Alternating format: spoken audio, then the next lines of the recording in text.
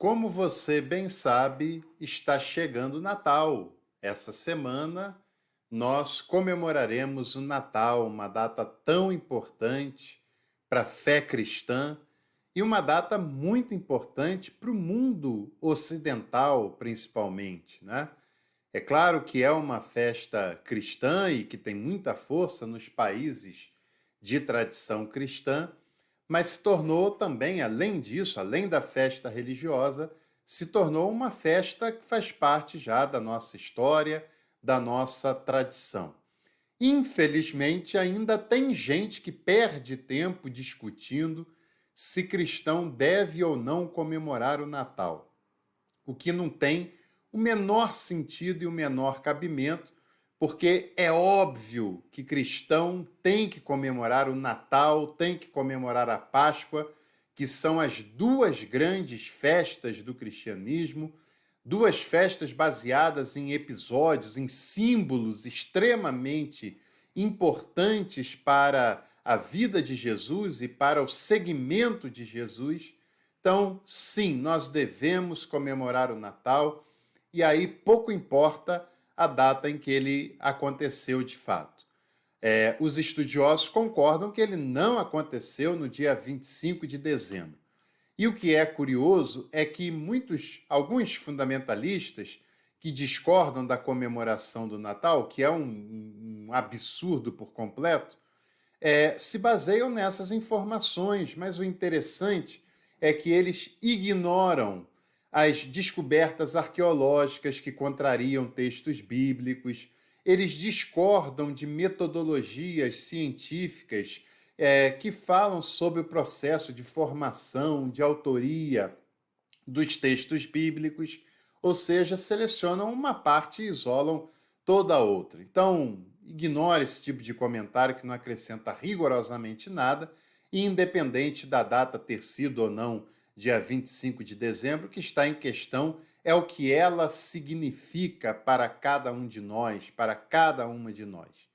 E eu quero ler com você um texto bíblico que se encontra no Evangelho de Mateus, no capítulo 1, do versículo 18 até o versículo 25, que eu vou ler sucintamente, depois você pode acompanhá-lo com mais atenção, com mais tempo.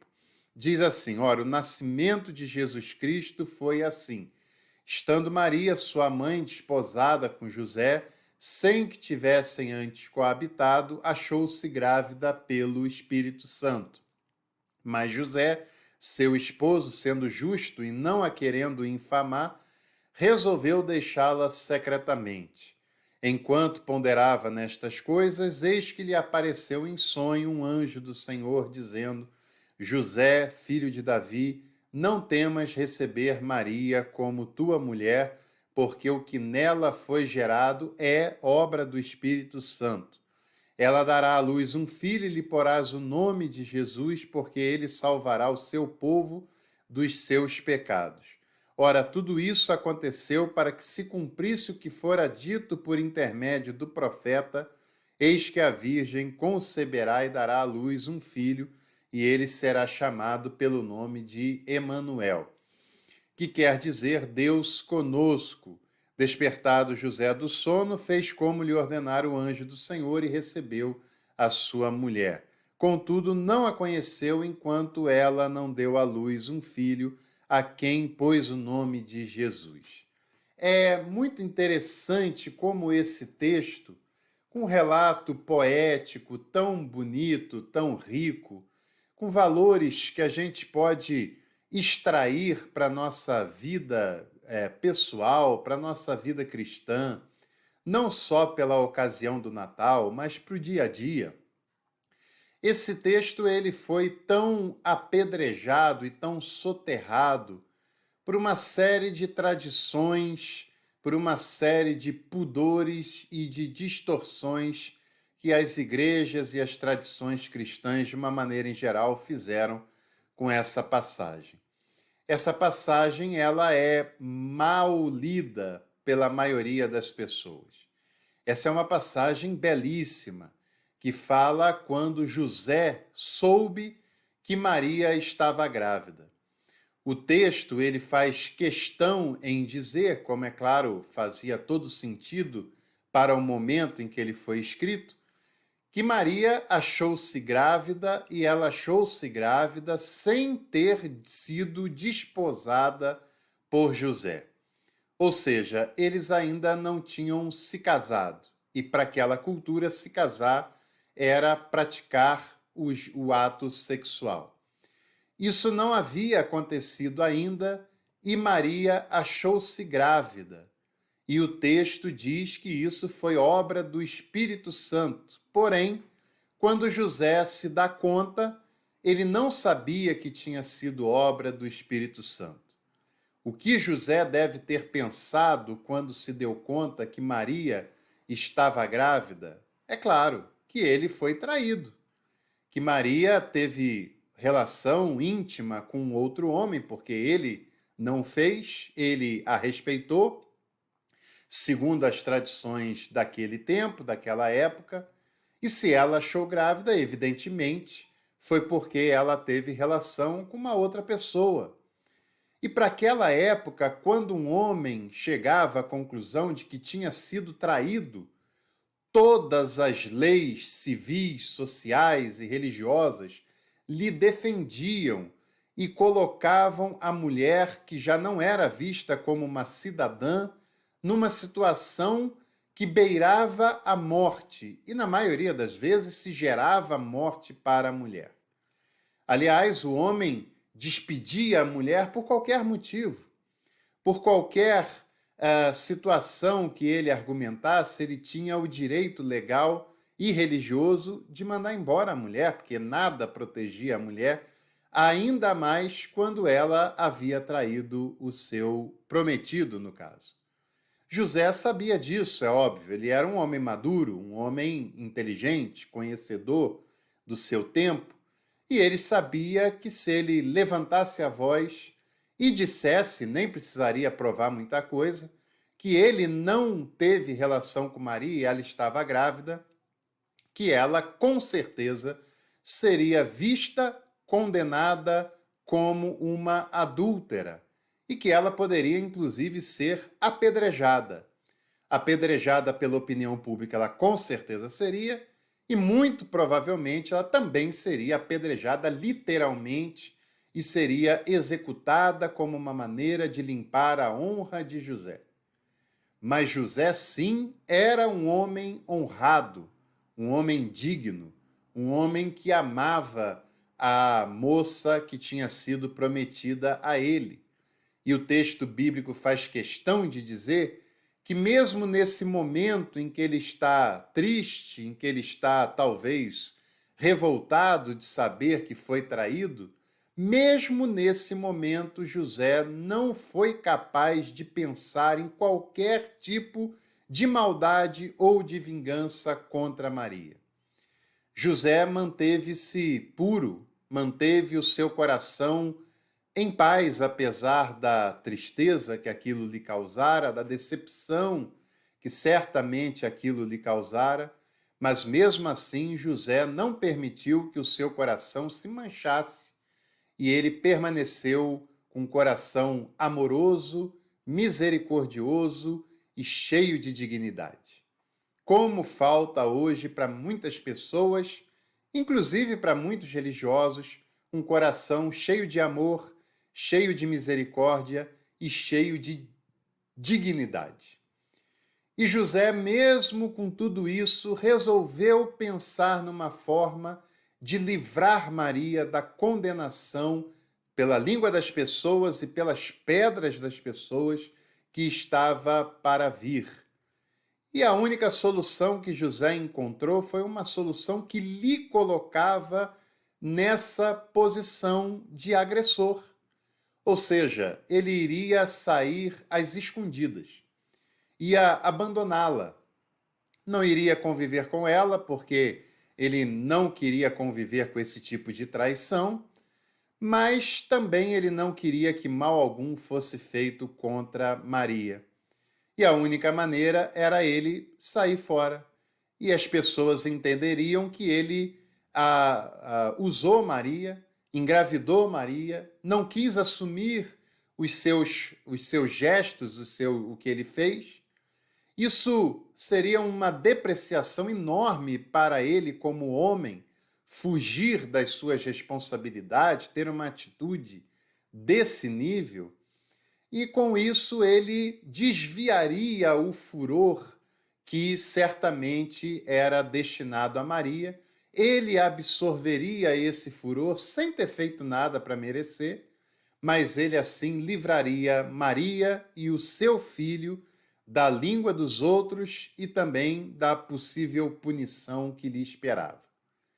José, sim, é um exemplo de um homem de Deus, de um homem de família, de um homem digno, de um homem decente, e não outros personagens que muitas vezes a igreja passa tanto pano e acaba se esquecendo desse grande exemplo que é José, o pai de Jesus. Até porque Deus, para enviar o seu filho, não enviaria numa família de um homem ganancioso, de um homem desonesto, de um homem egoísta e nem tampouco de uma mulher sem as qualificações que Maria tinha. E é claro que Jesus se tornou quem ele se tornou também por uma ação constante do amor, do cuidado, da educação e do bom exemplo que ele recebe de José e de Maria desde que ele nasceu. É claro que o exemplo, a presença, o amor desses personagens fazem toda a diferença na formação intelectual, sentimental, psicológica e religiosa de Jesus. E isso também é determinante para Jesus ser quem ele foi. José passou a noite em claro pensando nessas questões até que um anjo lhe aparece e diz para ele: José, fique tranquilo, você não foi traído. Maria também é uma pessoa digna, ela também te ama e ela não fez nada contra você e não fez nada de errado, porque o que está acontecendo é obra do Espírito Santo e você não deve temer em receber Maria como sua mulher, porque o propósito divino é para essa família, para esse casal, para aquela mulher e também para esse homem. A tradição da comunidade de Mateus quis fazer uma releitura do texto de Isaías, capítulo 7, versículo 14, que, aliás, já tem um vídeo aqui no canal falando sobre isso, sobre aquela passagem, quem era a virgem de Isaías, quem era o filho que a virgem de Isaías 7,14 traria à luz. Não está falando de Jesus, não está falando de Maria, está falando da mulher do rei, está falando do rei Ezequias, que ia ser o salvador daquela nação, daquele povo, que ia ser o filho da mulher jovem, né? Que a palavra no original ela pode ser uma jovem casada, inclusive, e é sobre isso que aquele texto está falando, mas a comunidade de Mateus faz uma releitura dessa passagem e entende que aquilo que vai acontecer, e aí está falando, olhando para trás, é claro, o que acontece com Maria é obra do Espírito, porque dali viria o Salvador da humanidade. E José, homem sério, homem santo, como ele era, recebeu Maria como sua mulher, aceitou Maria e o seu filho e ficou com ela até o final dos seus dias, que provavelmente ele morreu bem antes de Maria, até por ser até bem mais velho do que ela. Mas José foi um homem digno, decente, que respeitou sua mulher, que obviamente, depois do nascimento de Jesus, teve relações íntimas com a sua mulher, como era comum de acontecer com qualquer casal. Teve outros filhos para os quais ele também deu um grande exemplo. E o que eu queria falar nessa noite é sobre a importância de um homem santo, de um homem de Deus, de uma mulher de Deus, na vida de uma pessoa, na formação integral de uma pessoa. E que Jesus só foi quem ele foi, certamente por causa de José e por causa de Maria. A mensagem do Natal, a mensagem da notícia de que o Natal aconteceria, É uma imagem relatada por Mateus com muita dignidade, com muita honestidade, com muita hombridade e com muito amor e misericórdia no coração. E que o Natal, o nascimento de Jesus, possa nos inspirar a cada dia a sermos pessoas dignas, pessoas honradas, pessoas que podem ir em qualquer lugar com a cabeça erguida. Que o nascimento de Jesus, o Natal que nós comemoraremos em breve, seja para nós uma lição de que o nosso coração deve estar cheio de amor, inclusive por aqueles que aparentemente lhe traem, de misericórdia, de dignidade, e que a gente precisa ter para as outras pessoas o mesmo amor e misericórdia que nós esperaríamos para nós e para a nossa casa. O Natal também nos inspira sobre valores fundamentais como esses que a história de José ela nos inspira a viver e a buscar em Deus. Boa noite, bom restante de semana e antes do Natal a gente ainda se vê nesse canal e eu espero você lá. Tchau!